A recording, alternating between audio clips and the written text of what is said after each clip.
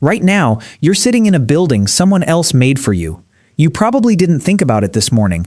The walls, the ceiling, the floor beneath your feet. Someone poured concrete, someone welded steel, someone operated a crane that could lift 20 tons in a single swing. You flipped a switch and the lights came on. You turned a knob and clean water poured out. Every single thing around you was built with power tools, diesel engines, computer-aided design, and 2,000 years of accumulated engineering knowledge. Now rewind the clock 46 centuries. Stand in the desert outside what will one day become Cairo. There are no engines, no steel, no pulleys, no wheels in practical use, no written mathematics as you'd recognize it. The most advanced technology on Earth is a copper chisel and a whole lot of rope. And somehow, right here, a civilization is about to stack 6 million tons of limestone into a shape so precise that its base is level to within less than an inch across 13 acres. The Great Pyramid of Giza will hold the record as the tallest structure on Earth for nearly 4,000 years. So the question is brutally simple. With no machines, no iron, no modern math, how did ancient humans build something we'd still struggle to replicate today? Let's start with the part everyone gets wrong. You've probably heard the phrase slave labor thrown around. Maybe you picture thousands of miserable people being whipped under the sun, dragging stones until they collapsed. It's one of the most persistent myths in history, and it's almost certainly not true. In 1990, a tourist on horseback stumbled over a low mud brick wall about half a mile south of the Sphinx. That accident led archaeologist Mark Lehner and Egyptian archaeologist Zahi Hawass to uncover something extraordinary: an entire city. Not a prison camp, a city. They found bakeries that produced thousands of loaves of bread daily. They found breweries because, yes, pyramid builders drank beer, a thick, nutritious barley brew that was basically liquid bread. They found fish bones, cattle bones, evidence of regular meat consumption. They found sleeping quarters organized into modular blocks, like dormitories. They even found healed bones. Workers who'd broken arms or legs and received medical treatment, had their fractures set, and lived years afterward. Think about that for a second. You don't set a slave's broken bone and nurse him back to health over weeks. You replace him. These workers were fed better than most people in Egypt. Graffiti found inside the pyramids, yes, actual ancient graffiti, includes team names: Friends of Khufu, Drunkards of Menkaure. These weren't people being forced. They were organized into competitive crews, and they were proud enough to tag their work like a construction crew signing a beam. Pierre Tallet discovered papyri at Wadi al-Jarf in 2013, the oldest known papyri in existence, that detailed work logs, food rations, and boat operations for moving limestone blocks. It reads like a project manager's notebook. It's not the testimony of suffering, it's logistics. The real answer is stranger than slavery and more impressive. Egypt built the pyramids with something far more powerful than forced labor. It built them with the world's first organized state, a bureaucracy so effective it could feed, house, schedule, and rotate tens of thousands of workers across decades. The true miracle of the pyramids isn't stone, it's management. But okay, even if you've got motivated, well-fed workers, you still have a 2.3 million block problem. Each block in the Great Pyramid averages about 2.5 tons. Some of the granite blocks in the King's Chamber weigh 80 tons. That's the weight of a loaded Boeing 737. And those granite blocks didn't come from next door. They came from Aswan, over 500 miles to the south. Here's what nobody tells you about moving the stones. Water was the answer, and it was hiding in plain sight. Egypt didn't need wheels. It had something better: the Nile. Every year between June and September, the Nile flooded. The entire river valley became a navigable waterway that pushed right up to the edge of the Giza Plateau. Quarried granite blocks were loaded onto massive cedar boats, some over 100 feet long, like the Khufu ship discovered in a sealed pit beside the Great Pyramid in 1954, perfectly preserved for 45 centuries. Workers floated 80-ton stones hundreds of miles downstream, like packages on a conveyor belt. The river did the impossible work. Gravity and current moved what no human team could drag overland. And for the local limestone, the primary quarry sat just 300 meters south of the pyramid itself. Workers didn't haul most blocks across the desert. They cut them practically next door and moved them a distance you could walk in 3 minutes. A team from the University of Liverpool working with engineer Dick Perry has demonstrated that blocks sitting on wooden sledges could be dragged across sand with shocking ease if you pour water in front of the sledge first. Wet sand reduces friction by nearly 50%. A wall painting in the tomb of Jehutihotep, dating to around 1900 BCE, actually shows this happening. A man standing at the front of a sledge, pouring water onto the sand while a massive statue is dragged behind him. The evidence was literally painted on a wall for 4,000 years. We just didn't understand what we were looking at. Now here's where your brain should start hurting a little. Getting blocks to the base of the pyramid is one thing. Getting them 481 feet into the sky is something else entirely. And honestly, this is the part where even experts start arguing.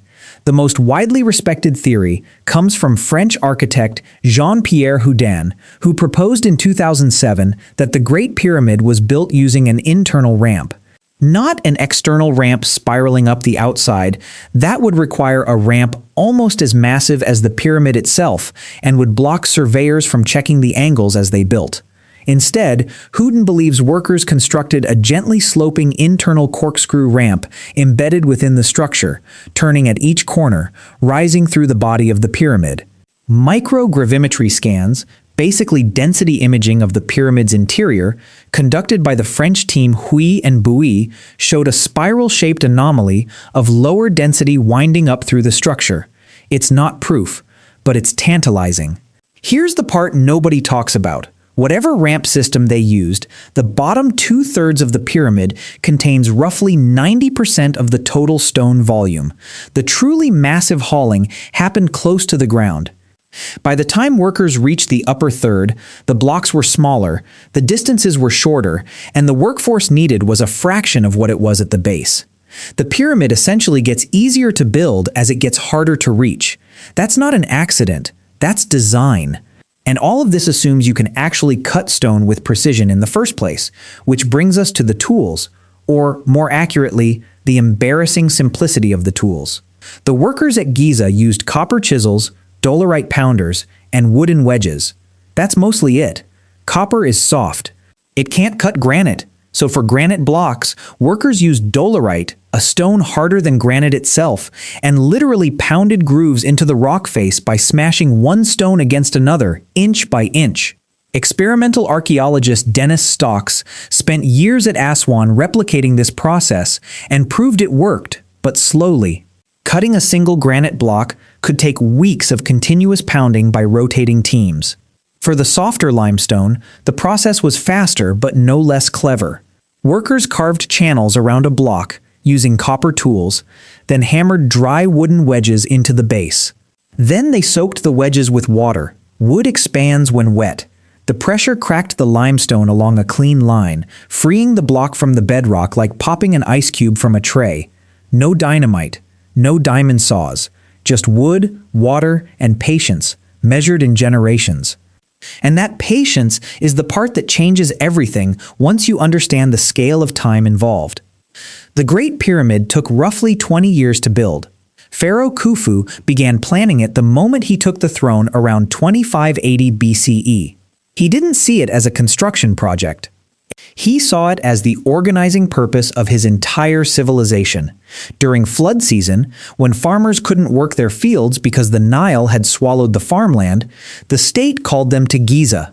It fed them, housed them, organized them into teams of 20, grouped those teams into crews of 200, and rotated them in and out across months. Some workers were permanent skilled specialists, the stonecutters, the surveyors, the boat captains. Others were seasonal laborers fulfilling a kind of national service, a tax paid in sweat instead of grain. At peak construction, the workforce may have reached 20 to 30,000 people. Not the hundreds of thousands Herodotus claimed. He was writing 2,000 years after the fact and was basically repeating tour guide stories. The actual logistics, reconstructed from Laner's excavation of the workers' village and Talat's Wadi al-Jarf papyri, suggest a tightly controlled operation closer to a modern mega-project than a chaotic human wave effort. Here's what doesn't make sense until you think about it. 20 years sounds like a long time, but to place 2.3 million blocks in 20 years, you need to place roughly 340 blocks per day, every single day, for 2 decades. That's 1 block every 2 minutes during a 10-hour working day. That rhythm, that relentless, almost musical precision, is what separates the pyramids from every other ancient monument. It's not that they had a secret, it's that they had a system. A system so well-oiled, so deeply practiced, that an entire civilization moved like a single organism toward one shared geometric point in the sky. And now step back, way back. Because here's what the pyramids really are, underneath all the stone and engineering and logistics. They're proof of something about human beings that we keep forgetting. We are not primarily tool users, we are primarily cooperators. Every great thing our species has ever built, from Giza to the International Space Station, was not built because someone invented a clever machine. It was built because thousands of people agreed to show up, day after day, and do one small piece of something none of them would live to fully understand. The workers who dragged limestone in the first year of construction never saw the capstone placed in the 20th.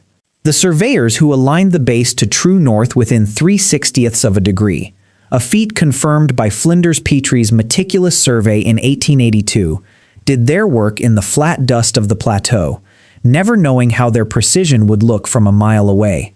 Each person held one piece of the blueprint, no one held all of it, and yet it came together, block after block, year after year, into something that has outlasted every empire, every language, every religion that has existed since. Winter didn't threaten the pyramid builders. The desert did. It came at them with heat that could kill a man in hours, with soft sand that swallowed everything, with copper tools that bent against hard stone, and with a timeline that stretched beyond any single human life. And they answered every one.